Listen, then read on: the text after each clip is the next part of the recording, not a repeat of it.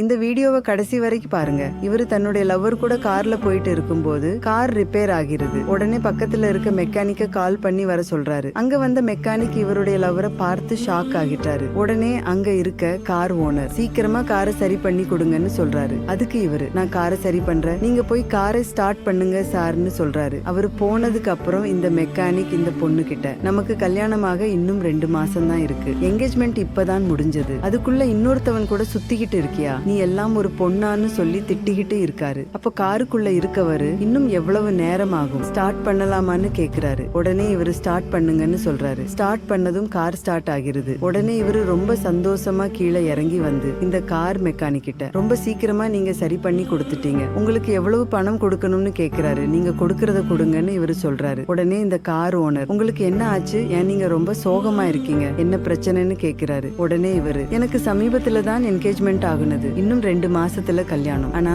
எனக்கு நிச்சயம் பண்ண பொண்ணு இன்னொருத்தவன் கூட சுத்திக்கிட்டு இருக்கு, நான் இப்ப என்ன பண்றதுன்னு கேக்குறாரு. உடனே இந்த கார் ஓனர், அந்த பொண்ணை தயவு செஞ்சு நீ கல்யாணம் பண்ணிக்காத, உன்னோட வாழ்க்கையே கெட்டு போயிடும், அது மட்டும் இல்லாம அந்த பொண்ணு யாருகிட்ட பழகிக்கிட்டு இருக்காளோ அவங்கிட்டையும் உண்மையை சொல்லிருன்னு சொல்றாரு. உடனே இவரு அந்த பொண்ணுக்கு கை கொடுக்கறாரு. அதை பார்த்த உடனே இந்த கார் ஓனர் ஷாக் ஆகிட்டாரு. நான் சொன்னல அந்த பொண்ணு இவங்க தான், ஏமாந்தது நம்ம 2 பேரும் தான் சொல்லிட்டு அங்க இருந்து கிளம்பி போயிட்டாரு. அதுக்கப்புறம் இவரு அந்த பொண்ணு கிட்ட போய், நீ இவ்வளவு ஒரு கேவலமான பொண்ணா இருப்பன்னு நான் கனவுல கூட நினைச்சு பார்த்ததில்ல, இப்படி காதலிக்கிற மாதிரி நடிச்சு என்ன ஏமாத்திட்டிய, இதுக்கப்புறம் உனக்கும் எனக்கும் எந்த ஒரு சம்பந்தமும் கிடையாதுன்னு சொல்லிட்டு அங்க இருந்து கிளம்பி போயிட்டாரு. இப்போ இந்த பொண்ணு யாருமே இல்லாத நடு ரோட்டுல தனியா நிக்கிறாங்க. இந்த பொண்ணு செஞ்ச தப்புக்கு சரியான தண்டனை தான் கிடைச்சிருக்குன்னு நினைக்கிறவங்க இந்த வீடியோவுக்கு ஒரு லைக் போட்டு கமெண்ட்ல சூப்பர்னு கமெண்ட் பண்ணுங்க.